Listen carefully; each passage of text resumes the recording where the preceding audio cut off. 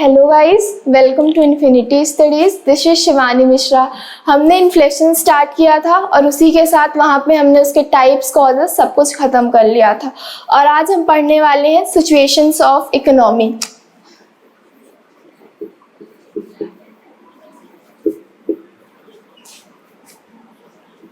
और आज हम पढ़ने वाले हैं सिचुएशन ऑफ इकोनॉमी, यानी हमारी अर्थव्यवस्था में, हमारे अर्थशास्त्र में कितनी स्थितियां होती हैं। तो वहाँ पे मैंने आपको सबसे पहले इन्फ्लेशन पढ़ाया था। इन्फ्लेशन उसी दिन हमने कर लिया था, लेकिन यहाँ पे मैं फिर से बता देती हूँ।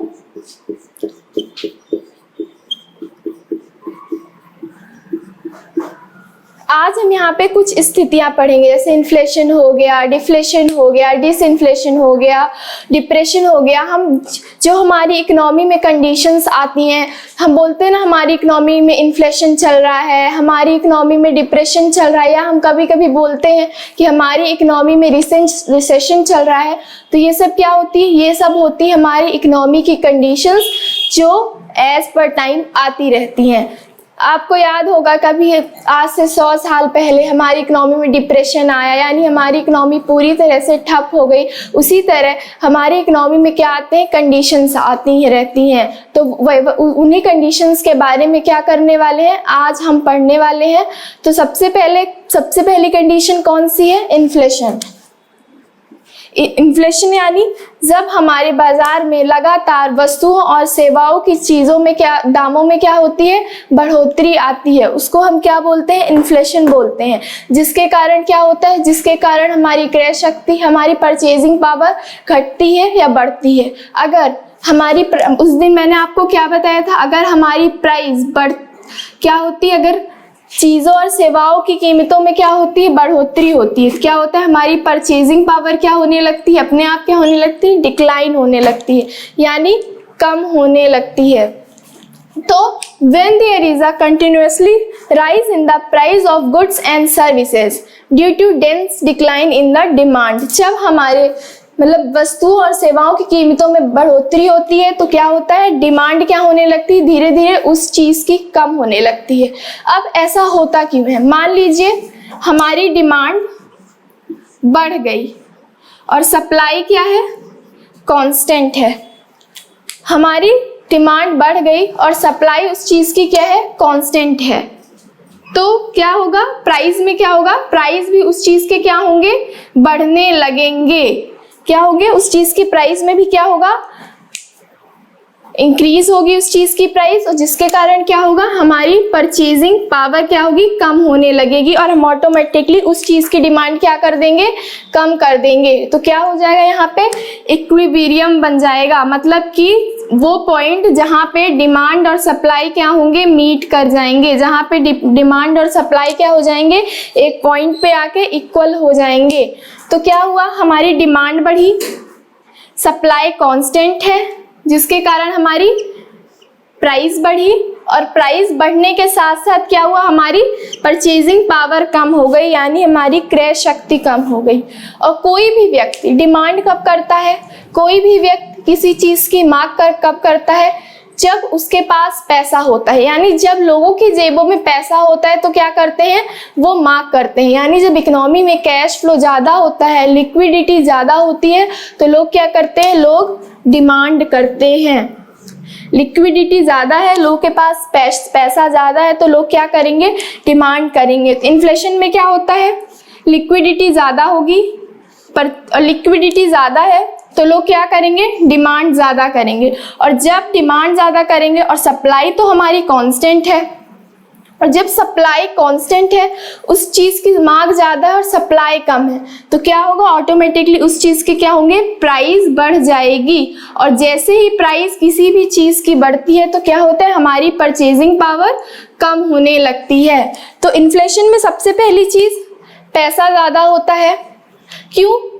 पैसा ज़्यादा है तभी तो लोग डिमांड कर रहे हैं। डिमांड ज़्यादा है, सप्लाई कांस्टेंट है, जिसके कारण हमारी क्या होगी? प्राइस बढ़ने लगेगी और हमारी परचेजिंग पावर कम हो जाएगी। तो आई होप इन्फ्लेशन तो आपको समझ में आ गया होगा, हमने पहले भी कर लिया था। अब हम दूसरी सिचुएशन क्या पढ़ेंगे? डिफ्लेशन, यानी विस्फीति।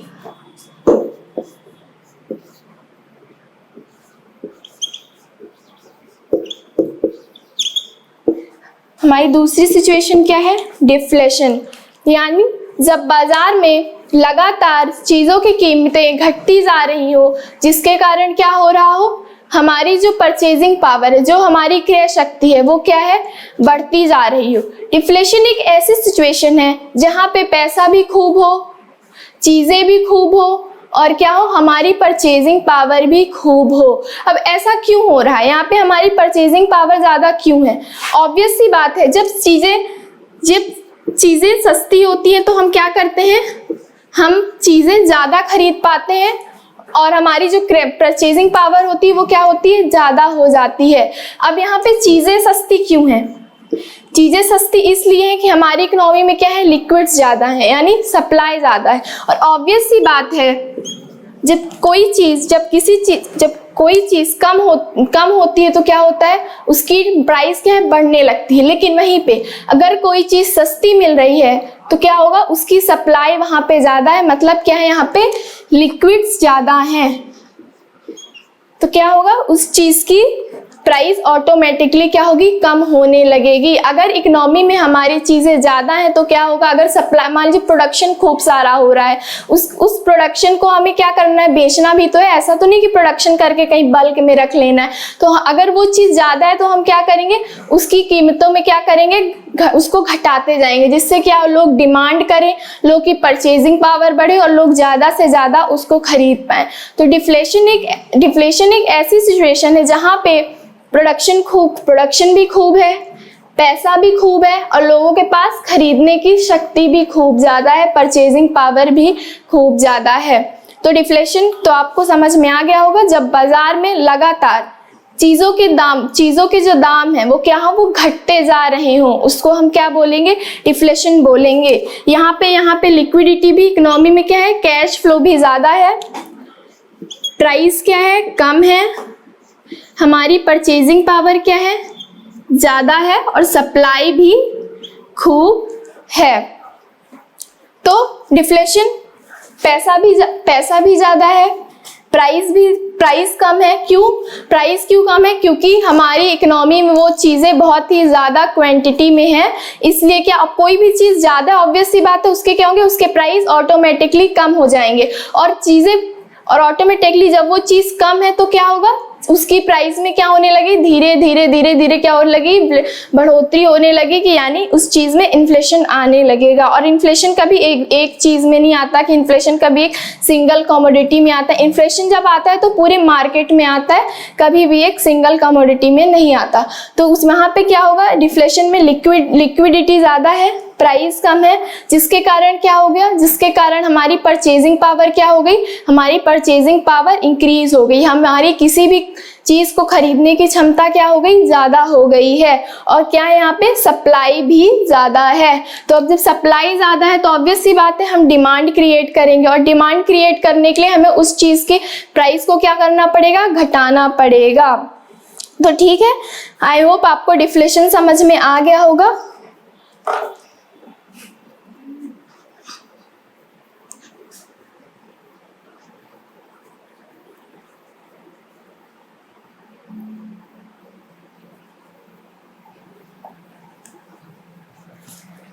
अब जो हमारी थर्ड सिचुएशन है वो क्या है? डिसइन्फ्लेशन।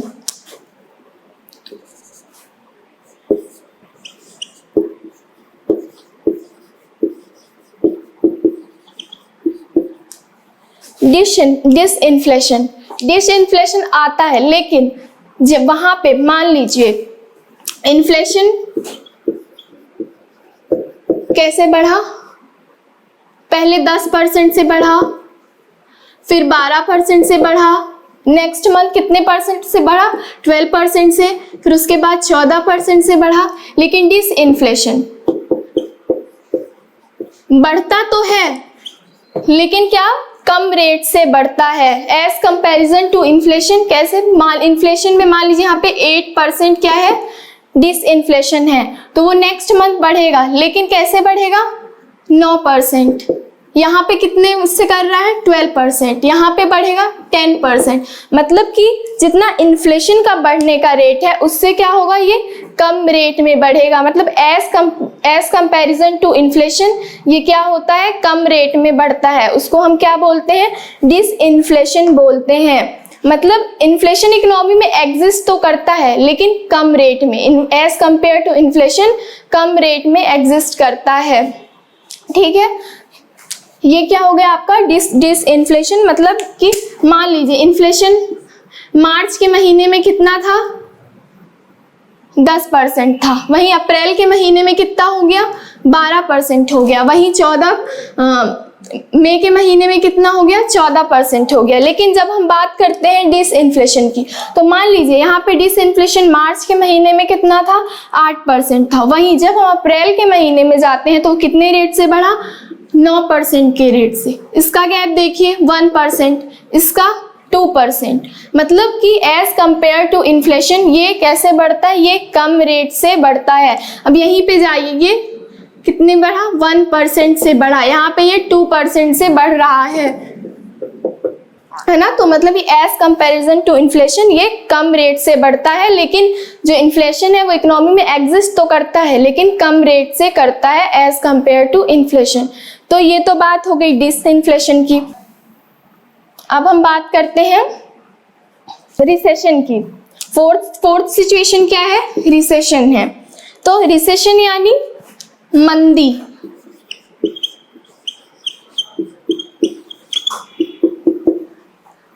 जो ये रिसेशन है इसको हम बहुत ही जर्नल लैंग्वेज में सुनते हैं। कभी कभी आपने किसी व्यापारी को या किसी नॉर्मल लोगों को बैठे बात करते हुए सुना होगा कि इस सेक्टर में बहुत मंदी चल रही है, आजकल बैंकिंग सेक्टर में बहुत मंदी चली। आपने शेयर मार्केट में तो जरूर ही सुना होगा कि शेयर मार्केट में बहुत ही ज्यादा मंदी चल रही है। तो यहाँ से मंदी का मतलब ये है कि जब इकोनॉमी में चीजें होने के बावजूद क्या हो, उसकी खरीदारी ना हो, जब इकोनॉमी में चीजें सस्ती होने के बावजूद, जब इकोनॉमी में चीजें सस्ते दामों पे मिल रही हैं लेकिन उसकी कोई मांग नहीं है, उसकी कोई मांग नहीं कर रहा, उसकी कोई खरीदारी नहीं है, उसको हम क्या कहते हैं, रिसेशन कहते हैं। और रिसेशन कभी भी आप कभी भी रिसेशन एक किराने वाले की दुकान में नहीं आया होगा, रिसेशन कभी एक सब्जी वाले के ठेले में नहीं आता, रिसेशन हमेशा आता है लग्जीरियस गुड्स में। अब आप ऐसा तो नहीं कि रोजमर्रा की चीजें लेना बंद कर देंगे, वो तो आपकी बेसिक नेसेसिटीज है ना, लेकिन अगर आपके पास पैसा नहीं है तो आप क्या करेंगे, अपने जो बड़े खर्चे हैं, अपने जो लग्जीरियस आपके एक्सपेंसेस हैं, आप उसको क्या करेंगे, कम करेंगे। तो जो रिसेशन है वो कभी भी छोटे उसमें नहीं आता, ये हमेशा आता है किसमें, बड़े क्षेत्रों में, ये बड़े सेक्टर्स में आता है। तो जब इकोनॉमी में चीजें सस्ती मिलने के बावजूद उसकी कोई डिमांड ना हो, उसकी कोई खरीदारी ना हो, हम उस चीज को क्या बोलेंगे, हम उस चीज को रिसेशन बोलेंगे। तो रिसेशन हमेशा फ्यू सेक्टर्स में आता है। रिसेशन किस में आता है, फ्यू सेक्टर्स में। और किस में आता है, लग्जीरियस आइटम में आता है। कभी भी किसी बेसिक रिसेशन आने पे कभी भी आपकी बेसिक नेसेसिटीज में कोई चेंज नहीं होगा, अगर होगा तो आपकी लग्जीरियस लाइफ में होगा। मान लीजिए लोन महंगे हो गए, लोन की वजह से आप घर नहीं बनवा पा, ऐसा थोड़ी कि मैं घर बनवा लूंगी फिर 1 साल खाना नहीं खाऊंगी, ऐसा तो नहीं कर सकते ना हम। तो हम कार नहीं खरीदेंगे, हम घर नहीं बनवाएंगे, हम शेयर मार्केट में पैसा नहीं लगाएंगे। इसीलिए जब भी रिसेशन आता है, जब भी मंदी आती है, किस में आती है, हमेशा बड़े सेक्टर्स में आती है। प्रॉपर्टी में आएगी, लोन में आएगी, शेयर मार्केट में आएगी, इंश्योरेंस में आएगी। तो मंदी मतलब जहां पे चीजें तो खूब हैं लेकिन लोगों के पास उसे खरीदने के लिए क्या नहीं है, लोगों के पास उसे खरीदने के लिए पैसा ना हो। अब यहाँ पे देखिए, जब हमने बात की थी डिसइन्फ्लेशन की, तो डिसइन्फ्लेशन में तीनों चीजें खूब थी, क्योंकि वहां पे पैसा भी था, चीजें भी थी और चीजें सस्ती थी, तो क्या कर रहे थे, लोग मांग कर रहे थे। लेकिन यहाँ पे लोगों के पास क्या है, पैसा नहीं है। जो लोगों के पास पैसा नहीं है तो क्या करेंगे, लोग मांग नहीं करेंगे। अब यहाँ पे चीजें सस्ती हैं फिर भी यहाँ पे उन चीजों की कोई मांग नहीं है। क्यों उन चीजों की कोई मांग नहीं है, क्योंकि लोगों के पास पैसा नहीं है। अगर लोगों के पास, ऐसा नहीं कि यहाँ पे परचेजिंग पावर कम है, यहाँ पे भी परचेजिंग पावर क्या है, ज्यादा है। क्यों ज्यादा है, अगर लोगों के पास पैसा होता तब तो लोग मांग करते। अगर मान लीजिए आपकी जेब में पैसा है और कोई जैगवार की जो गाड़ी है वो एकदम से सस्ती हो गई, तो ऐसा तो नहीं आपके पास पैसा है और आप उसे खरीदेंगे नहीं, है ना। लेकिन वहीं पे अगर वो गाड़ी सस्ती हुई है और आपके पास पैसा नहीं है, तो क्या आप, ऐसा तो नहीं है कि आप उसको जबरदस्ती या कहीं से चोरी करके भीख मांग के लाकर खरीदेंगे, नहीं। उसके लिए क्या हो ना, आपके पास पैसा होना जरूरी है। तो यहाँ पे भी क्या है, परचेजिंग पावर ज्यादा है, लेकिन तब ज्यादा होती जब आपके जेबों में पैसा होगा, जब आप उस चीज को क्या करेंगे, खरीद पाएंगे। तो डिफ्लेशन में तीनों चीजें ज्यादा थी, रिसेशन में भी। रिसेशन में लिक्विडिटी, इकोनॉमी में कैश फ्लो बिल्कुल नहीं है, लोगों के पास बिल्कुल नहीं है। यहाँ पे भी परचेजिंग पावर ज्यादा है, अगर लोगों के पास पैसा होता तो क्या होता, लोग खरीद पाते। और क्या है, प्राइस कम है, यहाँ पे भी क्या है, प्राइस कम है। तो आई होप आपको रिसेशन समझ में आ गया होगा। रिसेशन यानी कि इकोनॉमी में चीजें सस्ती होने के बावजूद जब उसकी डिमांड ना हो, उस क्षेत्र में कोई डिमांड ना हो, उस सेक्टर की कोई डिमांड ना हो, उसको हम क्या बोलेंगे, रिसेशन बोलेंगे। और रिसेशन कभी भी छोटी बेसिक नेसेसिटीज में नहीं आता, रिसेशन हमेशा क्या आता है, फ्यू सेक्टर्स में आता है। और वो सेक्टर्स कौन से होते हैं, इंश्योरेंस हो गया, शेयर मार्केट हो गया, बैंकिंग हो गई, एक्सेट्रा, इन्हीं सब सेक्टर्स में आते हैं। तो अब हम बात करते हैं नेक्स्ट सिचुएशन की।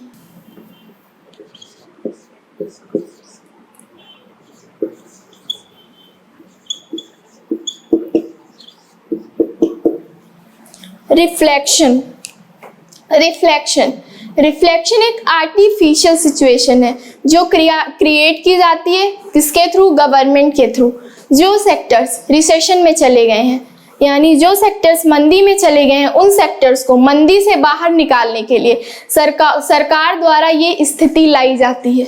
कैसे लाई जाती है, सरकार ने लोगों को क्या किया, सरकार ने रेट ऑफ इंटरेस्ट, कार के लोन सस्ते कर दिए, घर के लोन सस्ते कर दिए, प्रॉपर्टी कर दिए। तो क्या हुआ, लोग लोन लेना स्टार्ट करेंगे और क्या होगा, इकोनॉमी में कैश फ्लो बढ़ेगा। तो क्या होगा, जिन सेक्टर्स में प्रॉपर्टी का सेक्टर्स रिसेशन में था, शेयर मार्केट का सेक्टर रिसेशन में था, तो क्या होगा, उन सेक्टर्स को रिसेशन से बाहर लाने में क्या होगा, हेल्प मिलेगी। तो रिफ्लेशन जो है एक आर्टिफिशियल सिचुएशन है, किसके थ्रू लाई जाती है, गवर्नमेंट के द्वारा लाई जाती है उन क्षेत्रों को मंदी से बाहर निकालने के लिए जो क्षेत्र मंदी में है। तो यहाँ पर रिफ्लेशन में क्या होगा, रिफ्लेशन में भी क्या होगी, लिक्विडिटी ज्यादा होगी। और जब लिक्विडिटी है तो क्या होगा, परचेजिंग पावर भी क्या हो जाएगी, लोगों की ज्यादा हो जाएगी। और यहाँ पे क्या है, लिक्विड्स भी हैं, यानी कि जब चीजें हैं, चीजें तो है, रिसेशन में क्या हो रहा था, चीजें तो थी पर उनकी मांग नहीं थी। मांग क्यों नहीं थी, क्योंकि लोगों के पास पैसा नहीं था। तो रिफ्लेशन यही काम करता है कि मतलब जिस क्षेत्र में ये सरकार के द्वारा लाई गई स्थिति है कि मतलब लोगों को सरकार पैसा देती है कि आप जाइए और उन चीजों की डिमांड करिए जिन चीजों की डिमांड नहीं है। अब बड़ी चीजों के लिए तो बड़ा पैसा चाहिए। अब ऐसा तो नहीं कि वो हमारी बेसिक नेसेसिटीज की तरह मतलब पूरी हो सके, तो हम उनको क्या कर सकते हैं, बाद में भी अपना पूरा कर सकते हैं। तो इसीलिए रिफ्लेशन में भी गवर्नमेंट ने क्या किया, लिक्विडिटी बढ़ा दी, मतलब कि रेट ऑफ इंटरेस्ट सस्ते कर दिए। तो क्या हुआ, लोगों ने लोन लिया और क्या हुआ, इकोनॉमी में कैश फ्लो बढ़ा। क्या था, हमारी इकोनॉमी में क्या थे, लिक्विड्स भी ज्यादा थे और क्या था, पहले से क्या थी, प्राइजेस कम थे, चीजें क्या हो रही थी, सस्ती बिक रही थी, जिसके कारण क्या थे, हमारी परचेजिंग पावर क्या थी, ज्यादा थी। तो ये हो गया रिफ्लेशन, जो गवर्नमेंट के द्वारा लाई जाती है रिसेशन के क्षेत्रों को बाहर निकालने के लिए, मंदी के क्षेत्रों को मंदी से बाहर निकालने के लिए। तो ये तो बात हो गई किसकी, रिफ्लेशन की।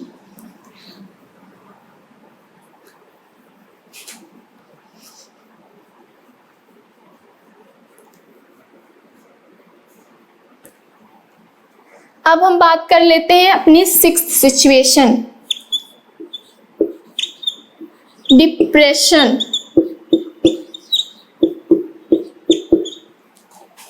When recession hits each and every sector of the economy, यानी हमारी अर्थव्यवस्था के, यानी हमारी इकोनॉमी के जब हर क्षेत्र में, चाहे वो छोटे से छोटा क्षेत्र हो, बड़े से बड़ा क्षेत्र हो, जब हर क्षेत्र में मंदी आने लगती है, जब हर क्षेत्र की, जब हर सेक्टर की डिमांड, क्या डिमांड नहीं है, कोई सप्लाई नहीं है, लोगों के पास पैसा नहीं है, और क्या है, प्राइजेस बहुत ज़्यादा हाई हैं, तो उसको हम क्या बोलेंगे, डिप्रेशन बोलेंगे। और डिप्रेशन ऐसा नहीं कि डिप्रेशन एक छोटे से छोटे एरिया से लेके एक बड़े से बड़े एरिया तक आता है, मतलब कि जब आपकी पूरी इकोनॉमी, पूरी अर्थव्यवस्था क्या हो गई हो, पूरी तरीके से ठप हो गई हो, यानी ऐसी अर्थव्यवस्था जहां पे लोगों के पास पैसा भी ना हो,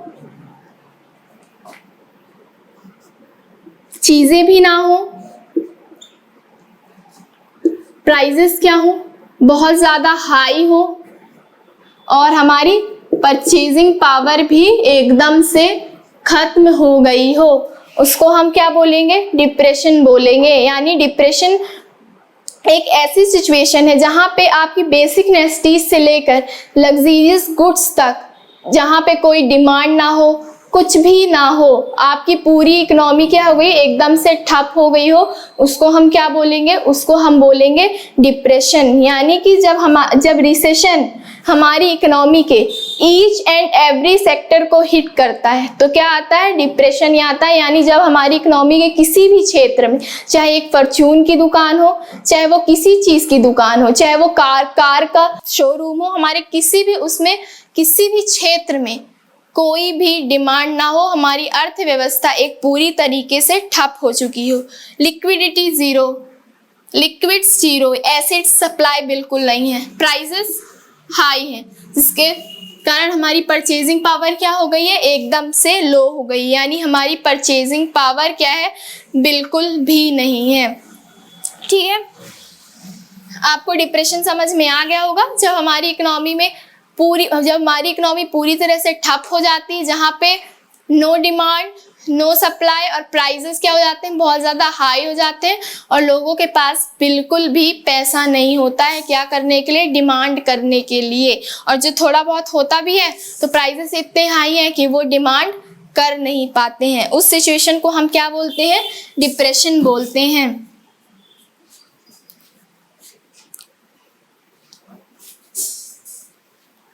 अब हमारी लास्ट सिचुएशन कौन सी है, 7th।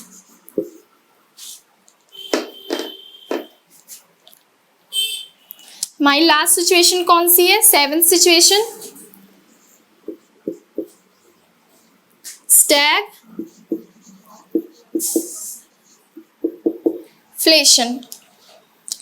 अब स्टैगफ्लेशन,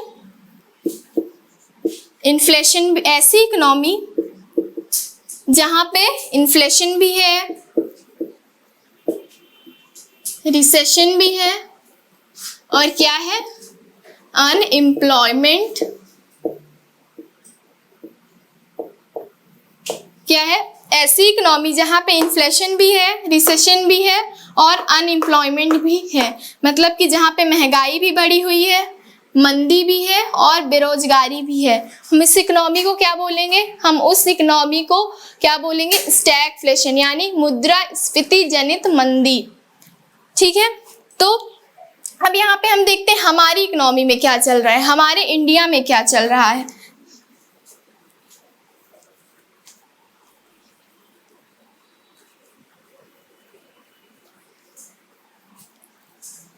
हमारे इंडिया में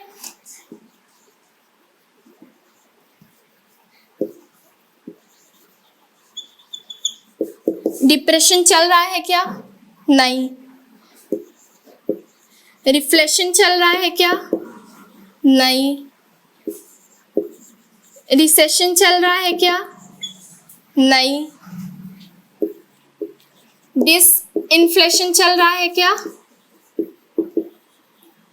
नहीं। डिफ्लेशन चल रहा है क्या, नहीं चल रहा। क्या चल रहा है, इन्फ्लेशन। हमारी इकोनॉमी में क्या चल रहा है, इन्फ्लेशन, यानी स्टैगफ्लेशन। जहाँ पे इन्फ्लेशन भी खूब है, इन्फ्लेशन भी बढ़ा हुआ है, रिसेशन भी है और अनएम्प्लॉयमेंट भी क्या है, बढ़ा हुआ है। तो हमारी इकोनॉमी में क्या चल रहा है, स्टैगफ्लेशन चल रहा है। ठीक है,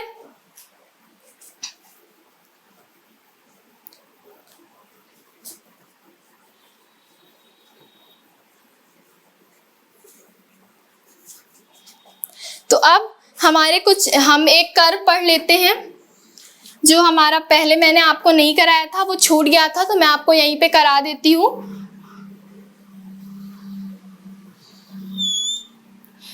फिलिप्स कर्व,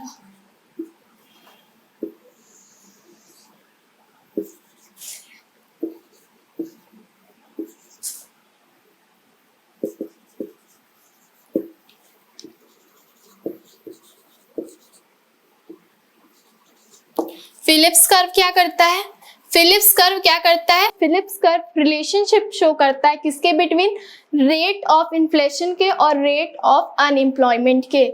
ये क्या करता है,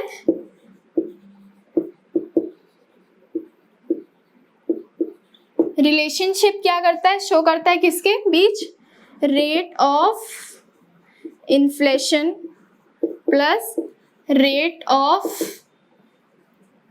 अनएम्प्लॉयमेंट, यानी लो इन्फ्लेशन क्या होगा, हाई अनएम्प्लॉयमेंट होगा। हाई इन्फ्लेशन क्या होगा, लो अनएम्प्लॉयमेंट होगा। यानी कि अगर हमारे बाजार में क्या है, महंगाई कम है, मुद्रास्फीति कम है, तो क्या होगा, बेरोजगारी क्या होगी, बेरोजगारी क्या होगी, ज्यादा होगी। यानी अगर बाजार में हमारे महंगाई कम है तो बेरोजगारी क्या होगी, ज्यादा होगी। यानी कि लोगों के पास काम नहीं है, लोगों के पास पैसा नहीं है, इसलिए क्या कर रहे हैं, लोग उस चीज की डिमांड नहीं कर पा रहे हैं। वहीं पे अगर हाई इन्फ्लेशन है, अगर हमारे बाजार में इन्फ्लेशन ज्यादा है तो क्या है, लोगों के पास लो अनएम्प्लॉयमेंट है, यानी कि लोग ज्यादा लोग क्या है, काम में लगे हुए हैं, तो वो क्या कर पा रहे हैं, उस चीज की डिमांड कर पा रहे हैं। तो फिलिप्स कर्व क्या शो करता है, रिलेशनशिप शो करता है किसके बीच में, रेट ऑफ इन्फ्लेशन और रेट ऑफ अनएम्प्लॉयमेंट के बीच में। और इन दोनों के बीच में क्या होता है, इनवर्स रिलेशनशिप होता है। मतलब कि अगर बाजार में महंगाई बढ़ी हुई है तो क्या, अनएम्प्लॉयमेंट कम है, लेकिन अगर बाजार में महंगाई नहीं है तो क्या है, अनएम्प्लॉयमेंट ज्यादा है। फिलिप्स कर्व क्या शो करता है, inverse relationship between rate of inflation plus rate of unemployment. ठीक है, तो आज हमने सिचुएशंस ऑफ इकोनॉमी और यहीं पे साथ में फिलिप्स कर्व कंप्लीट कर लिया। और आज हमारा इन्फ्लेशन के जितना भी पूरा था हम सब खत्म हो गया, हमने सब कुछ फिनिश कर लिया है। और अब नेक्स्ट लेक्चर आगे मैं आपको पढ़ाऊंगी। Thank you.